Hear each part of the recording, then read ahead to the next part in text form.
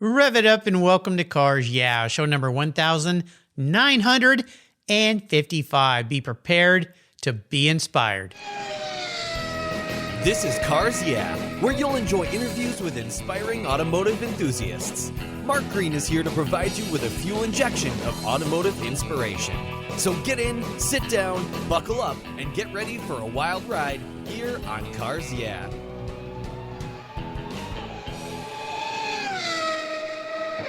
Hello, inspiring automotive enthusiasts, and welcome to Cars Yeah. Today I'm in beautiful Colorado Springs, Colorado, with a very special guest by the name of John Koszewnik. John, welcome to Cars Yeah. Do you have any gear, and are you ready to release the clutch? Yes, I'm ready. All right, we're going to have some fun. Now, before I give you a proper introduction, what's one little thing that maybe people don't know about you, John?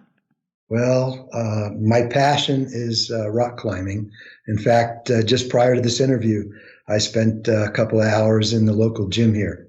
No kidding. My son and his wife love to go, they call it bouldering. They do some rock climbing. They've done a little bit with the rope stuff if they get too high off the ground. As my neurosurgeon friend tells me, once you get about 5-6 feet off the ground, you're into the danger zone if you fall on your head. So how serious are you into this rock climbing? I mean, you doing some pretty serious tall stuff?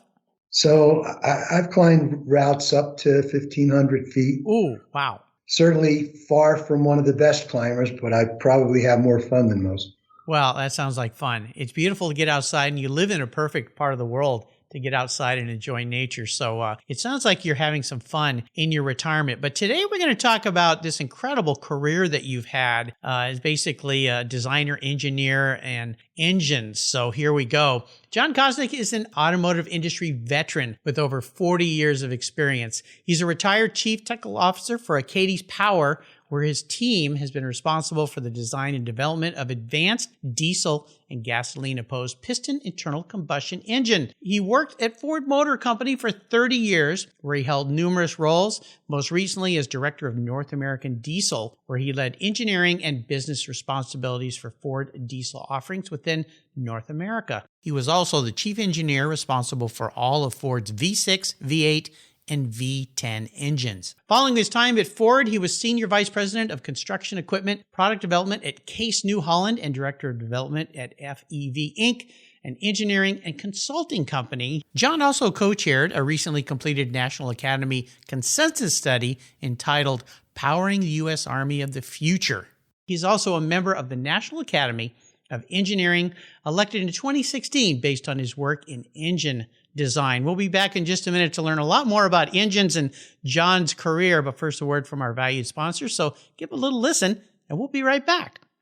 My friends at Covercraft offer you 10 different options. That's right, 10 for your vehicle's protection. You can choose from Weather Shield HP, HD, Sunbrella, Ultratect, Reflect, Form Fit, Custom View Shield, and their newest 5-layer all-climate cover, 3-layer moderate climate cover, and a 5-layer indoor option. You have all sorts of ways to protect your car. All of these are custom tailored by Covercraft's talented craftspeople. It's the form and fit with the quality to attention to detail that's been their standard since 1965. Surface protection is the best way to preserve the investment you've made in your vehicles. It's what I do.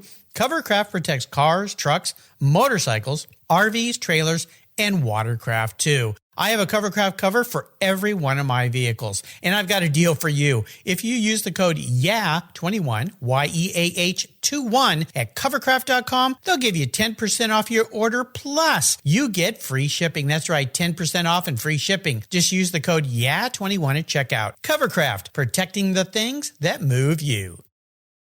I was talking with a buddy of mine the other day, and he asked me about American Collectors Insurance. He said, while I listen to you on Cars Yeah, you're always talking about agreed value collector car insurance. Well, I insure all my cars on my regular auto insurance policy, and I've done it for years. Why use a different company for my collector cars? I get a multi-car discount. Isn't that good enough? I suggested he call his carrier and ask how much he would get if his collector car was totaled are stolen. He called back and said, boy, that was a scary conversation. The value of my car wasn't even close to what it's really worth. Thank you for the education, Mark. So don't just hope for a fair claim settlement. Be certain and know exactly what you'll receive with an agreed value policy. American Collectors Insurance has been protecting enthusiasts since 1976. Give them a call today for your personal agreed value quote at 866-ACI-YEAH. That's 866-224-9324. Tell them you're a friend of Mark Green's at Cars Yeah. American Collectors Insurance, classic car insurance,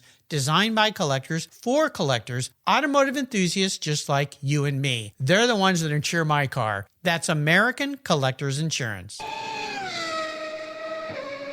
All right, John, so we're going to dive a little deeper into this career that you've had. And you could probably talk about what you've done in this incredible career for hours and hours. I've taken some talking points that you sent me prior to our discussion today, and I'm going to kind of touch on these because they're very fascinating, because I know you have a lot of really strong opinions on what is going on in the engine world and so forth. So let's first talk about where you see the automotive industry going and the course that's being set. And one of the things that you teased me with is it's not going to be 100% electric. So touch on that a little bit, because right now everybody's talking EV, EV, EV, but there's no way we're going to be able to make that transition very quickly. That's the scary part, Mark. You hear all the hype about electric vehicles, fully battery electric, and they're a great technology. And definitely we need more to address climate change, which is a very real threat. However, they're not going to work for everybody.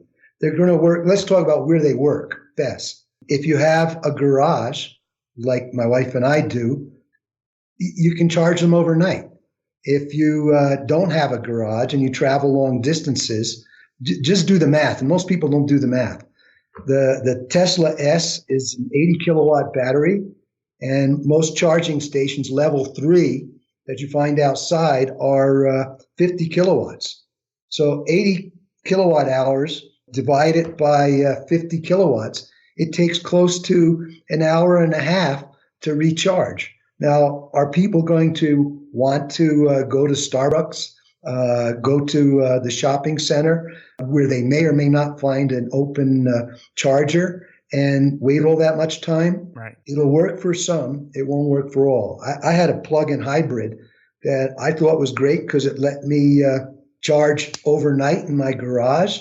And I got most of the trip to and from work. It was great. I'd fill up every 6 weeks or so, but it's not for everyone. And I really think that other technologies like fuel cells with hydrogen, you can fill up with hydrogen in the same amount of time as you can with gasoline. I also think that hybrid technology, which increases fuel economy like 25 to 30%, is going to be the mainstream of cars in the future. And we really need to start developing sustainable fuels. Biodiesel, there's e-fuels, there's algae-based fuels, there's a whole host of opportunities where we could get the climate change benefits now, developing those fuels. And people say, no, the cost penalty is a factor of 3. But hold on. Look at batteries. Their cost factors come down by a factor of 10 in 10 years, and people expect them to come down at the same ramp rate in the future. So tell me, why can't we develop sustainable fuels? And oh, by the way, aviation is going to require them because the difference in energy density per kilogram, per unit weight, is like 50 times for when you talk about a hydrocarbon-based fuel versus a battery.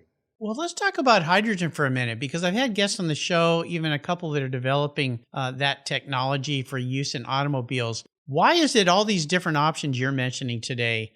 Most of us lay people outside of the automotive building industry don't hear any of that. It's just always EV, EV, EV, EV. Why is that?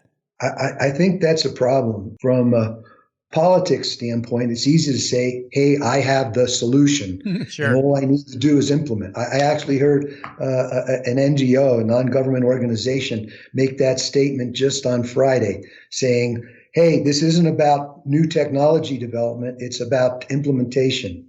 I know that one of the questions you ask is, what's your favorite book? My favorite book is How to Prevent a Climate Change Disaster by Bill Gates. And it has the big picture. It says, of course, we got to do electric vehicles, but of course, we got to develop these other new technologies, many of which are nowhere near being implementable yet. It's not just automotive. It's not just aviation. It's cement. It's steel producing, even agriculture. There's feeds that you can give to cattle that reduce their greenhouse gas generation. Well, my wife said there's things I shouldn't eat that would reduce my greenhouse gas emissions, but we won't go there. So I guess it's typical, especially when you get the government involved, is to follow the money in many cases. So where they're supporting, for instance, they give tax benefits if you buy an EV car. Now, if you buy a hydrogen car, if you can even find one, or any of these others, are you going to get those benefits? So I always say capital goes where capital grows. That tends to be what happens. So it's discouraging to hear what you're saying. Is there some hope you can offer us today in that respect?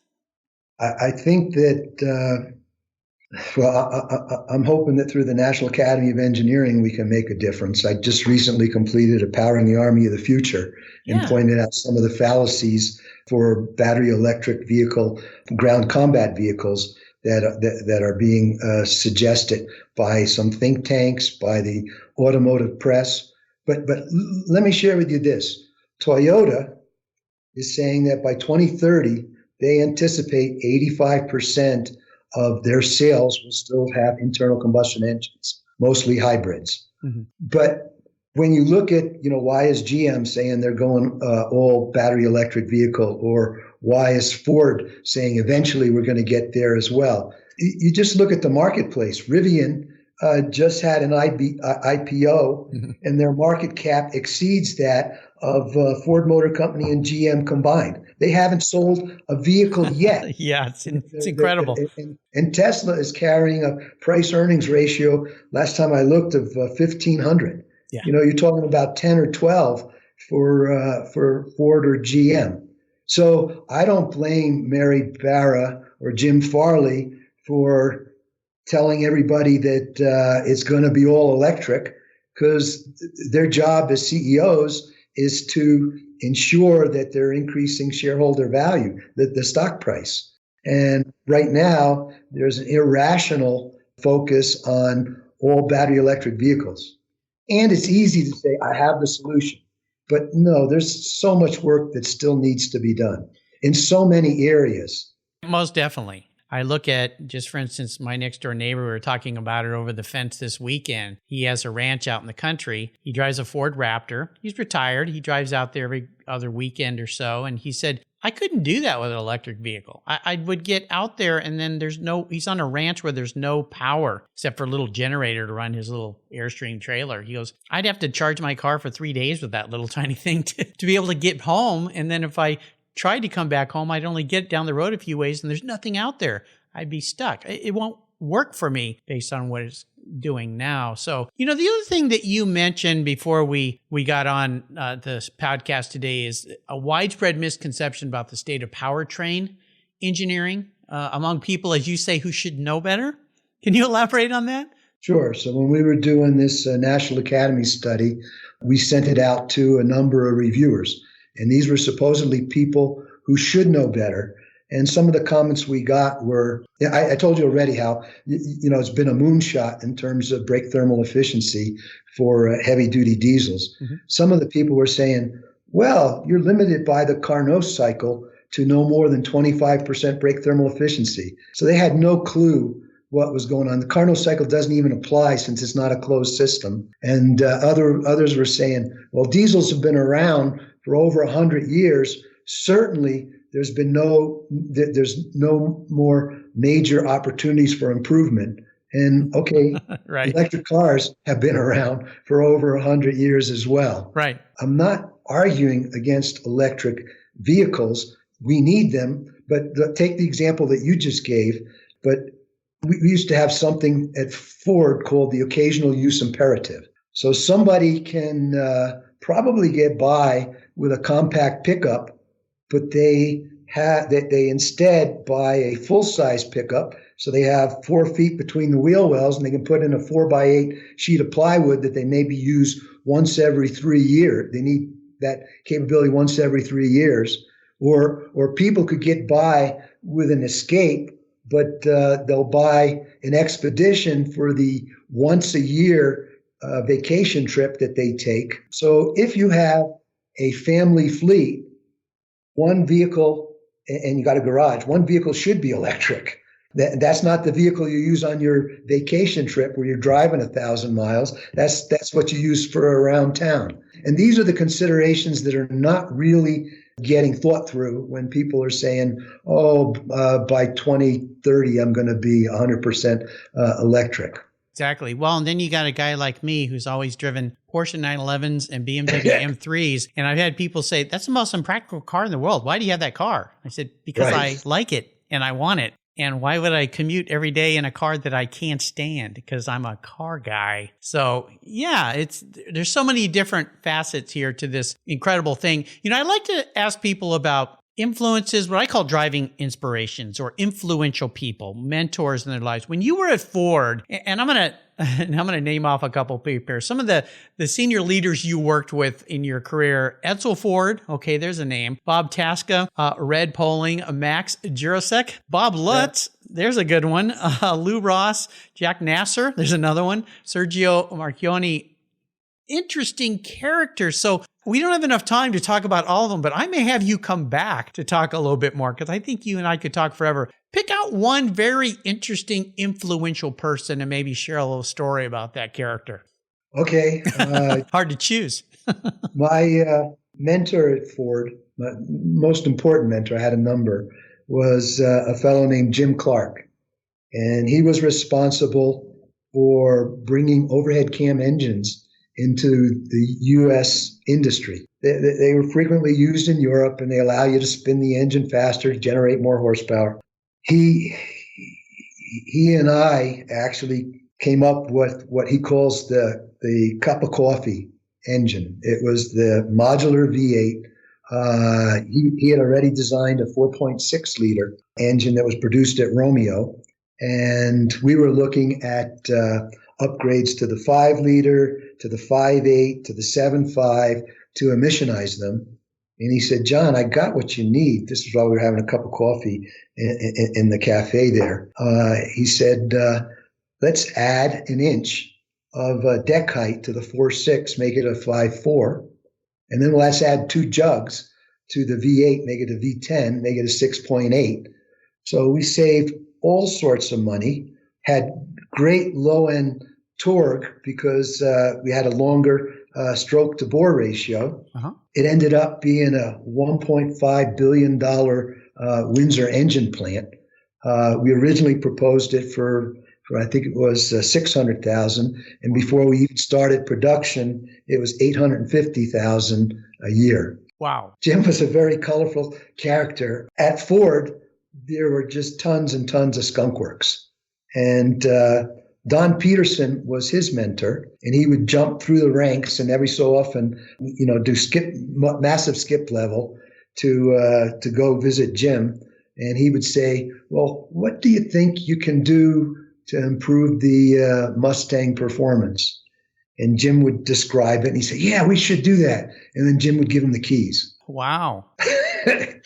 Well, this goes all the way back to, say, Carroll Shelby. Go build some, an airplane hangar over there, build some GT350s, or, all these different things. You talk about the movie that recently came out about Carroll Shelby and Ford and racing, go build some race cars over there and let's see what happens. that seems to be a cool thing. You know, those V10s, back in the prior company that I was running, we had a work or a business truck that had that. It was a big F350, I think. Maybe it was 350. It had the V10 motor in it. And I remember a friend said, because I love Formula One racing, goes, just like the Ferrari. So the license plate on that trunk was Ford-Ari. Yeah. And we took all the Ford emblems off and put Ferrari emblems all over the truck. And I can't tell you how many times I would be in that truck, maybe bring it home for a weekend project or something, go to, you know, instead of having a truck that I'd use once every 3 months, I had one at work. So I'd bring it and go buy that lumber. I remember a lady once walking up going, is that really a Ferrari truck? I go, yeah. Yeah. And she goes, I'm going to tell my husband. He'd love to have one of those. Now, I'm sure they're still arguing over their Thanksgiving dinner about the Ford-Ari that she saw in the parking lot. But how fortunate were you to work with these people? I mean, incredible. There were a lot of really good times and very, very colorful place. That V10 I mentioned, Jim Engelhardt was the head of product development when they introduced the F series with the modular engines. Mm-hmm. And they wanted to do the Super Duty as a separate entry. And that was going to get the V10 as well as a diesel. And Jim Engelhardt told Bob Connect, who was the vehicle chief engineer, he says, if I find out the 6.8 liter V10 fits within the F-150, you're fired. Bob never told him, but it did fit. Yeah, I was going to say, yeah, sounds like it. You know, my neighbor I was mentioning to you, he's been a Ford truck guy his whole life. Always had big diesel trucks. He's a big guy. He's just not comfortable driving small cars. And he's a retired pilot now. When he decided to finally get rid of this diesel truck, 250 that he had, he loved this thing, tons of miles. He went and drove the Raptor. And I was really surprised because he came home with a new Raptor. And then a year later, he went to that Raptor school they were doing out there in Utah. And they talked him into trading his Raptor in for another one. And he is not the kind of guy that trades a car every day. He keeps cars for, 15 years.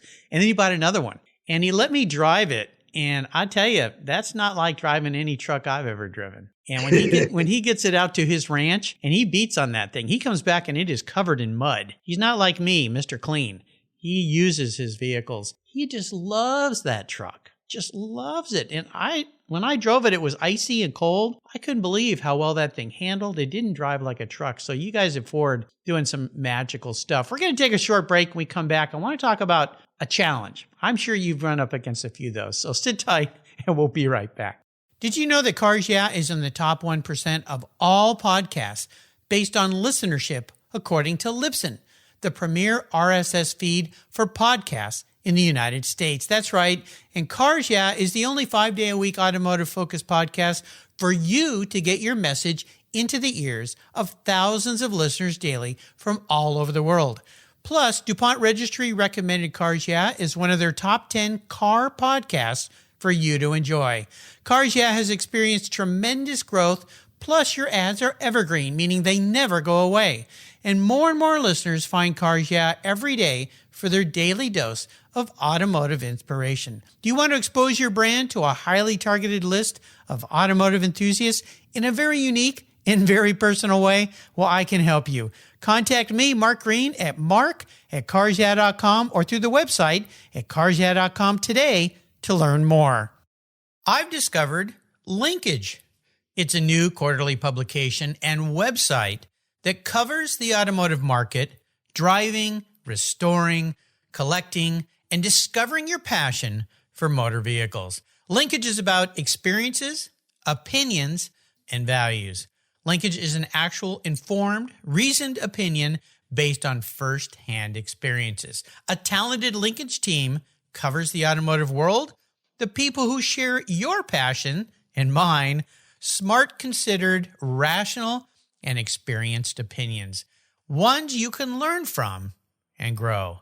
That includes our passion that drives auctions and the collector car market. So come with me and join us on this journey. And be sure to use the code CARSYEAH when you subscribe, and they'll give you $10 off. Boom! Linkage, geared for the automotive life. Subscribe today at linkagemag.com.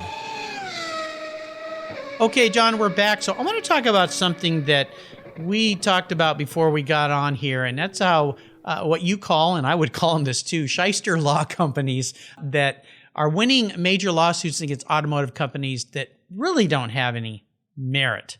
And it's easy. We see this as general population of picking on the big guys. Yeah, go after them. They're to blame. I mean, we see it all the time. Everyone wants to blame somebody for something. Tell me a little bit about your thoughts on this, because I know you have some very strong opinions on it.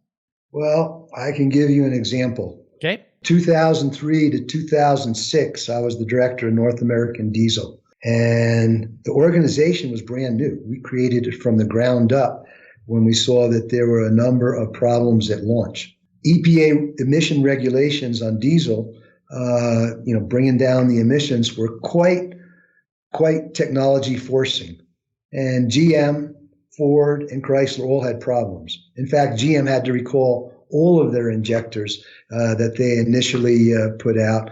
Chrysler had problems with turbochargers. The Power Stroke was actually one of Ford's top 10 engines in 2003. And over the course of 3 years, we reduced the number of repairs per 1,000 vehicles by 90%. We improved customer satisfaction by 15 percentage points. We actually, in terms of things gone wrong, were better than the Chrysler Cummins in 2005, which was put into the Ram. This is their ISB.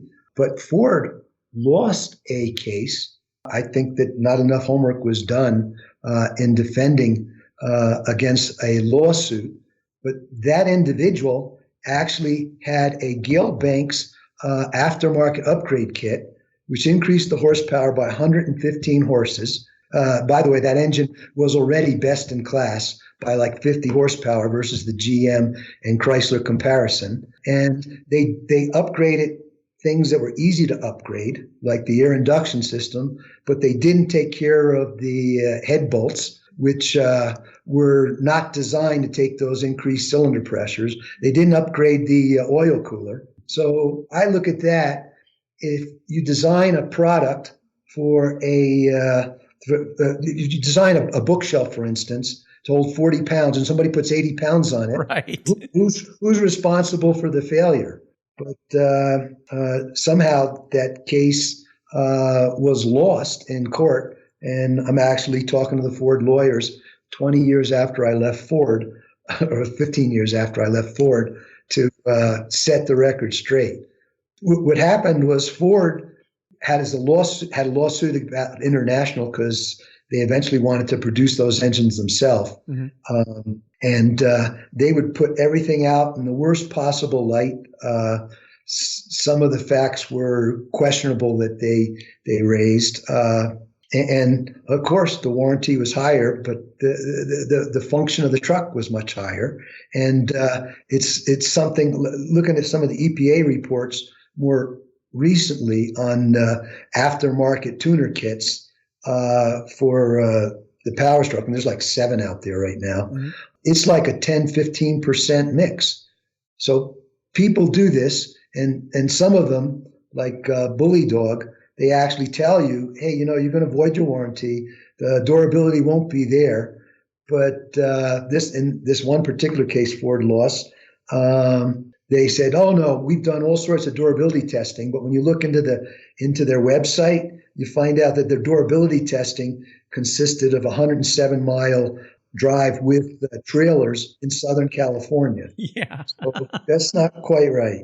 But people don't hear that. They hear the bad news and jump to assumptions. Well, sure. And we see this in the aftermarket all the time with all sorts of cars that people want to modify and augment and change. And I get why people want to do it. But at the same time, I go, you know what? Those engineers spend an awful lot of time figuring out the system that they're offering you. Aren't you risking some things here for a little more horsepower? Okay, I get it. But at the same time, how can you hold them liable for when you start messing with that? Because if they had done that internally, they would have figured out it didn't work and the engines blow up early or they don't last as long. So yeah, I agree with you. And it's really a shame when those kind of things happen. But again, everybody loves to pick on the big guy because they think the big guy has big wallet and it won't matter to him. And that's really, again, capital goes where capital grows, right? It's, chase the money for sure. Your life has been pretty incredible, and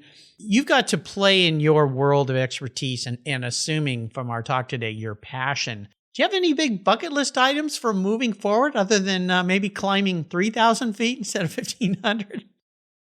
Actually, I'm really passionate about climate change, and I got to find some way to add some sanity to what's happening.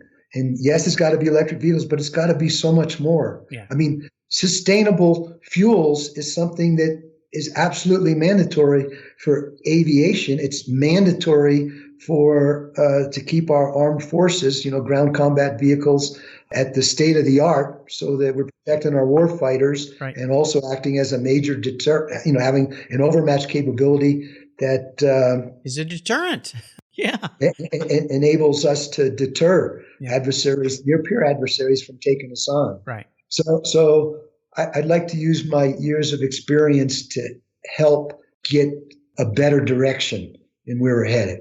It's really all about clear communication and accurate communication, because so much are evolving around, let's take climate change, climate impact, whatever you want to call it, is an issue that's become so politicized that it shuts either side down because they just think they're being lied to.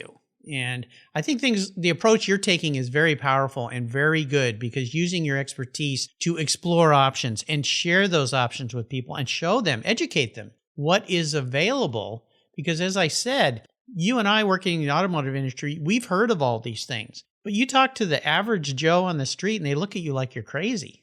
Like, what are you talking about? There's only these two options. That's all I've ever heard of. I can give you a perfect example. And I'll use something from the Powering the Army of the Future study a consensus study I recently completed. So typically you'll see pictures of 9 solar panels, and then they'll show a picture of a convoy, and they'll say, which one of these do you want?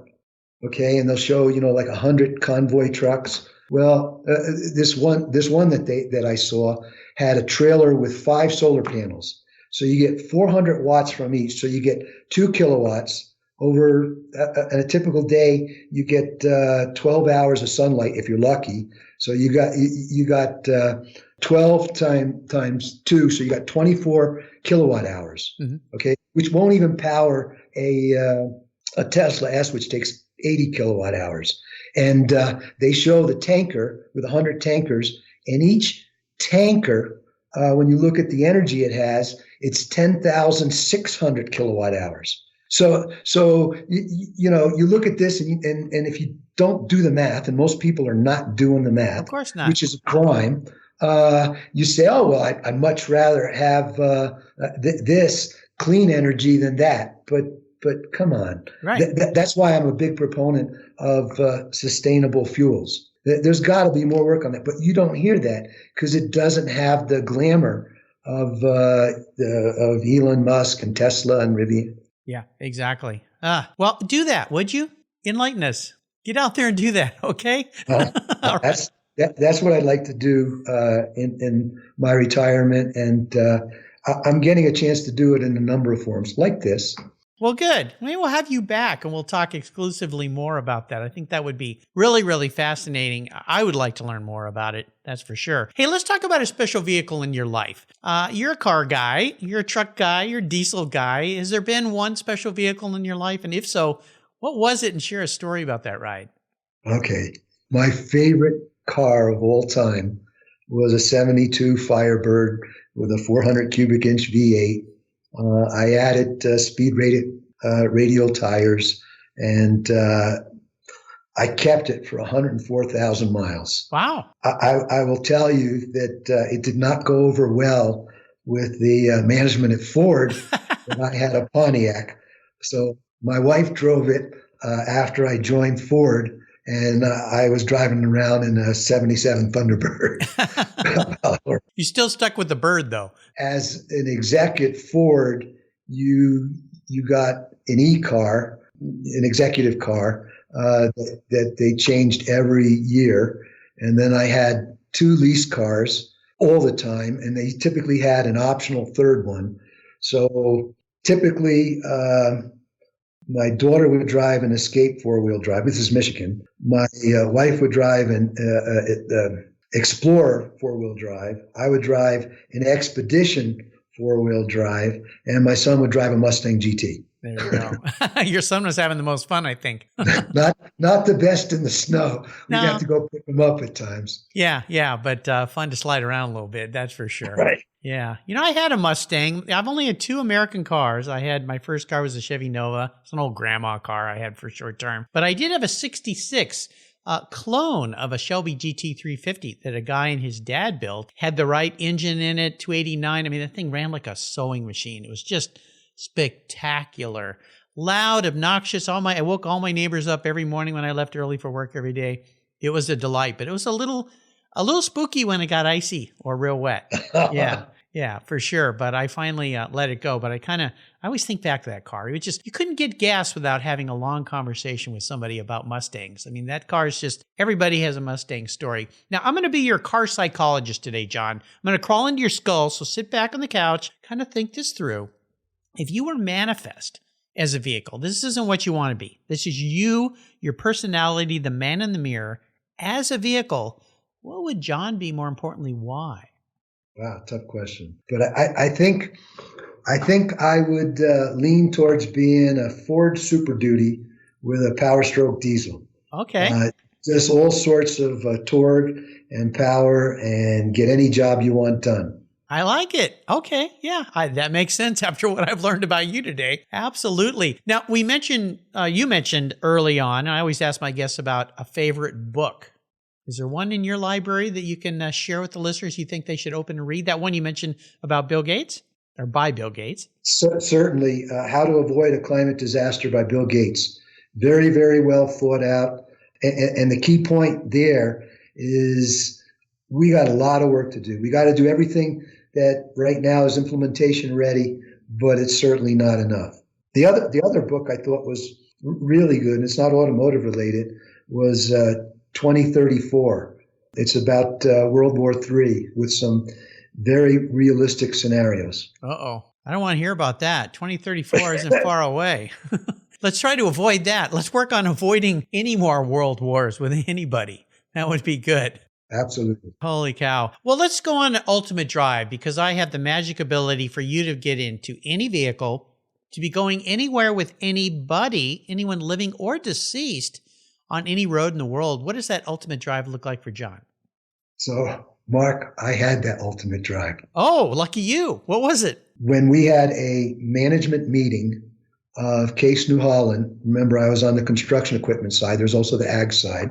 It was in Modena, Italy, where we make tractor loader backhoes. And as a reward, we were knocking the sales out of the ballpark.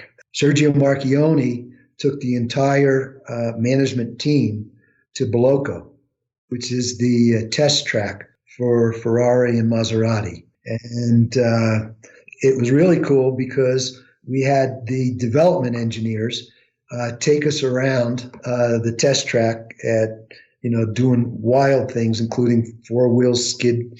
And then we were allowed to drive it ourselves. We were pitifully deficient to what the development drivers were doing, but it was a lot of fun. What kind of cars were you in? Ferraris and Maseratis? What were you driving? Yeah, exclusively. Wow. And at the time, so this would have been 2007, 2008. It was cars that weren't even yet in production. That sounds like fun. Always good to go thrash someone else's sports car. That's for sure. Yeah. Not worry about the tires or transmissions or brakes. Just go out and have some fun. Oh my gosh, that sounds like a very cool ride. Well, you've taken us on a fascinating journey today, and I'd really like to have you back sometime.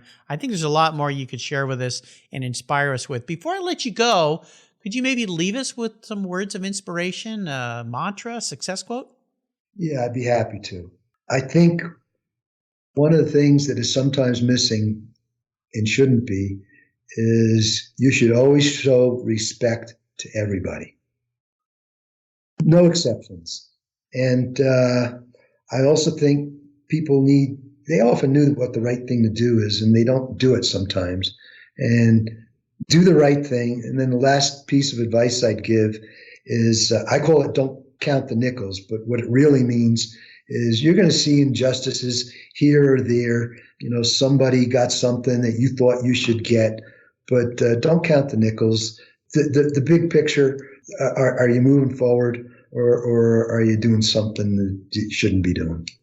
Great advice. I love every one of those. Absolutely. Most importantly, show respect to everybody. Yeah, if only everybody would do just that one little thing, that would sure be nice. Now, since you're retired, I assume is there any ways that people follow along with you, or are you kind of hidden away from that and just work on special projects along with your rock climbing? I'm working on a number of special projects. Are you on LinkedIn? I am on LinkedIn. That'd be a good way to contact me. Okay. Well, let's do that. Yeah, well, let's do that. And I meant it when I said it. I'd love to have you come back as you get involved with some of these special projects and share some more inspiration with us and technology and all the different things you've shared with today. I think I could talk with you for hours. And I want to do a big shout out to a mutual friend of ours, past a guest, Shauna McIntyre. She spoke so highly of you, John, and she said, you have got to get him on the show. And you know what? All she did is reach out, and here we go. So you're a man of action. That's for sure. I really, really appreciate that, Shauna. John, thank you for sharing some time with me today. Your expertise and your history, there's a lot more to come from you, I think. Until you and I talk again, my friend, I'll see you either on a rock somewhere or down the road. It was my pleasure, Mark. This was great. Thank you so much. I'm honored to say that my charity of choice here at Cars Yeah! Is Tech Force Foundation. They help young people find an education and career that aligns with their passions. For those who love cars, problem solving, and working with their hands, a career as a professional automotive technician is the perfect fit for a fulfilling life. We're all wired differently, and not every successful career demands a 4-year university. Technical education and the skilled trades matter, and we need qualified, skilled technicians to keep our vehicles rolling. Learn more about how you can support tomorrow's driving force and workforce of technicians at techforce.org, like I do here at Cars Yeah! Thank you so much for joining us on today's ride here at Cars Yeah! Drive on over to carsyeah.com to find show notes and inspiring automotive fun. Download your free copy of Filler Up, a fun book filled with gorgeous photographs of fuel filler fun, including quotes from more inspiring automotive enthusiasts. Download your copy today, and we'll see you next time on Cars Yeah!